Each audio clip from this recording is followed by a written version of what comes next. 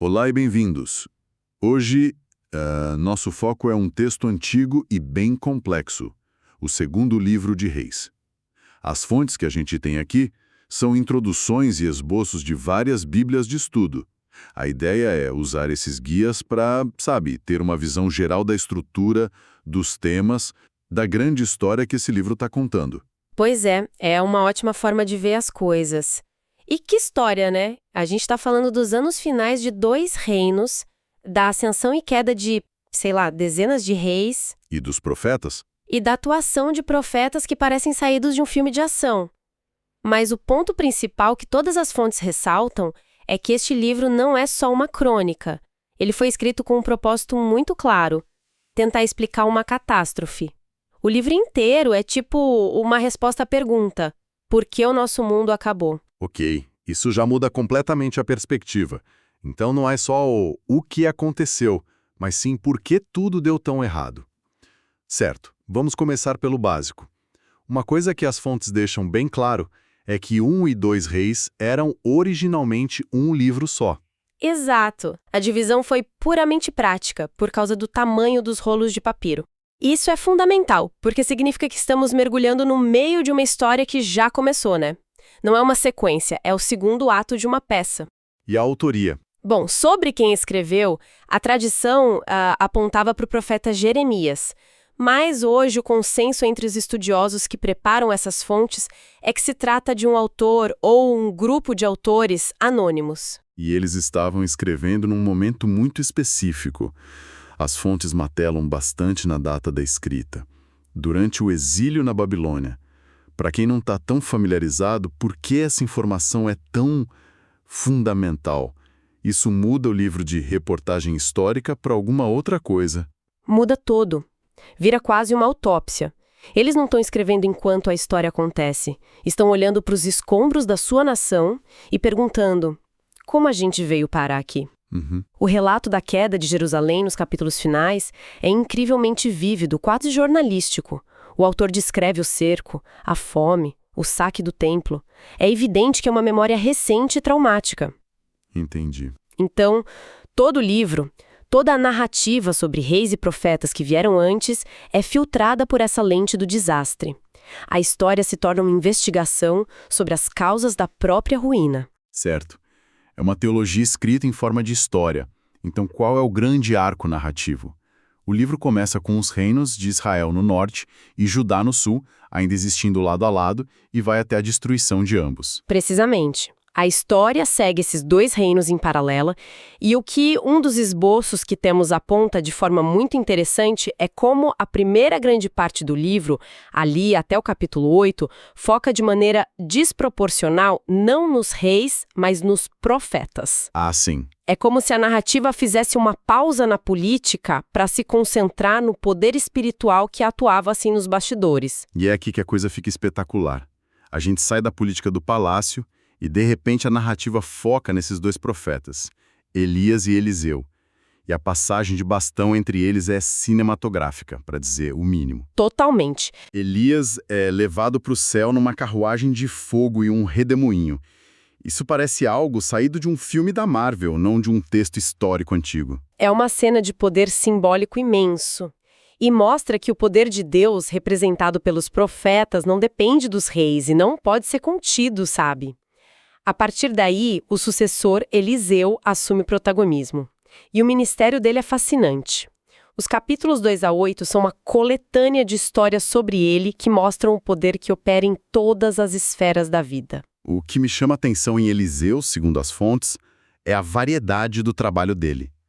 Num dia, ele está resolvendo um problema econômico de uma viúva endividada, multiplicando o azeite dela para que ela possa pagar as dívidas. E não perder os fios para a escravidão, né? Exato. E no outro, ele está lidando com geopolítica, curando Naamã, o general do exército inimigo, a Síria.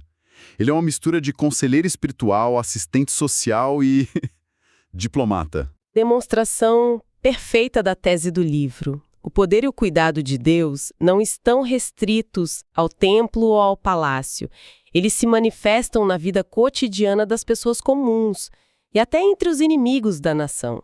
A história de Naamã é um ótimo exemplo disso. Sim, ele é um comandante sírio poderoso que sofre de lepra e ouve falar do profeta em Israel. Ele vai até lá esperando um ritual grandioso, mas Eliseu simplesmente manda um recado para ele se lavar 7 vezes no Rio Jordão. E ele ficou ofendido com a simplicidade da coisa. Ficou ofendidíssimo, mas acaba obedecendo e é curado. A história mostra que a salvação não está ligada ao status ou ao poder, mas sim à humildade e obediência. E essa tensão entre o poder do profeta e o poder do rei é constante. Eliseu não tem medo de confrontar o rei de Israel, de desafiar as decisões dele. Ele age como a consciência do reino. Exatamente, essa é a dinâmica central. Depois desse foco intenso em Eliseu, a câmera da narrativa, digamos, se afasta e a velocidade aumenta drasticamente. Aí a gente entra no que as fontes descrevem como a longa e vertiginosa sucessão de reis. Vertiginosa é a palavra certa. Você mal aprende o nome de um rei e no parágrafo seguinte ele é assassinado no próprio palácio pelo seu comandante, que então vira rei. Sim, só para ser derrubado alguns anos depois. É um caos político completo. Sim. E esse efeito é deliberado. O autor está mostrando a nação se desfazendo por dentro. A rápida sucessão de líderes, cada um avaliado de forma bem sucinta como fez o que era mal aos olhos do Senhor, cria um sentimento de declínio inevitável, especialmente no Reino do Norte, Israel. Uma espiral descendente. É uma espiral descendente de infidelidade e violência que, segundo a lógica do livro, só pode levar a um lugar, a destruição. E é exatamente o que acontece no capítulo 17, com a queda de Israel para o Império Assírio. Ok, então temos essa longa lista de reis que, francamente, parecem ser um desastre atrás do outro. Mas em meio a essa bagunça toda, as fontes parecem colocar um holofote em 2 nomes específicos de Judá, o Reino do Sul. Quem são os caras que quebraram o padrão? São os 2 grandes reformadores, Ezequias e Josias. Eles são apresentados como pontos de luz numa era de escuridão crescente. O reinado de Ezequias, ali nos capítulos 18 a 20, começa num momento de crise existencial. Certo. O Reino do Norte tinha acabado de cair, né? Exato. O reino irmão tinha acabado de ser destruído pelos assírios. A ameaça era real e imediata. Jerusalém era a próxima da lista. E o que Ezequias faz? Em vez de só se preparar militarmente, ele promove uma grande reforma religiosa. As fontes o elogiam por um zelo sem precedentes, por destruir os locais de idolatria e centralizar o culto em Jerusalém. Sim, e o clímax da história dele é o cerco de Jerusalém pelo rei assírio Senaqueribe. É uma das passagens mais dramáticas do livro. O exército assírio está do lado de fora dos muros, o comandante deles zomba publicamente de Ezequias e do seu Deus. A situação é desesperadora. Totalmente. Mas Ezequias, em vez de se render, vai ao templo e ora. E segundo a narrativa, a cidade é salva por uma intervenção divina, milagrosa, durante a noite. É a prova de que a confiança em Deus, e não em alianças políticas, é o que garante a sobrevivência. Um momento de grande esperança. E o segundo ponto de luz é Josias, algumas gerações depois. O reinado dele é descrito num dos esboços como o verdadeiro clímax do livro. E tudo começa com uma reforma no templo. Exato. Durante as obras, os trabalhadores encontram algo que aparentemente estava perdido há muito tempo: o livro da lei. Provavelmente uma versão do livro de Deuteronômio. E o sumo sacerdote leva o rolo para Josias. Isso, que o lê, e a reação dele é de puro choque e horror. Peraí, isso é impressionante. Quer dizer que a nação tinha literalmente perdido seu texto fundador.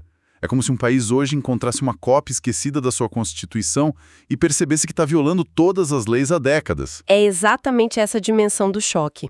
Josias rasga suas vestes, um sinal de luto e arrependimento profundo, porque ele percebe o quão longe a nação se desviou dos seus próprios princípios. Uau! E a partir daí ele inicia a reforma religiosa mais radical e abrangente da história de Judá.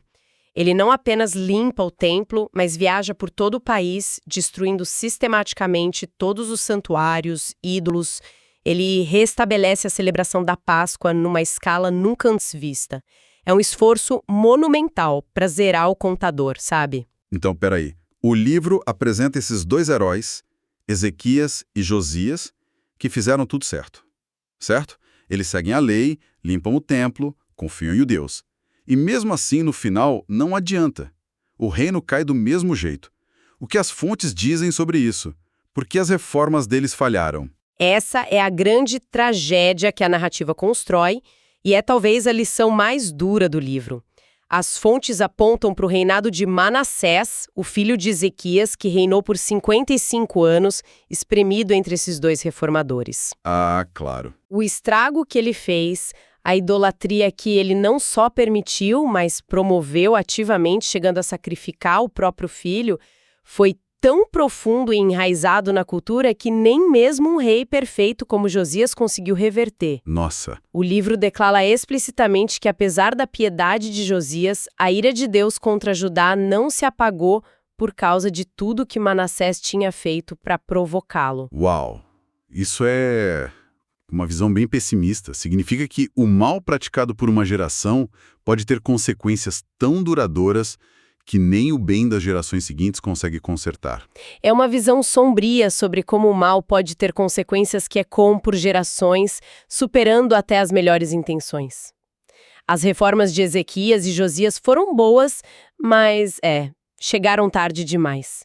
O dano já estava feito, e após a morte prematura de Josias em batalha, o declínio de Judá é rápido e brutal. E aí vem uma série de reis fracos. Exato.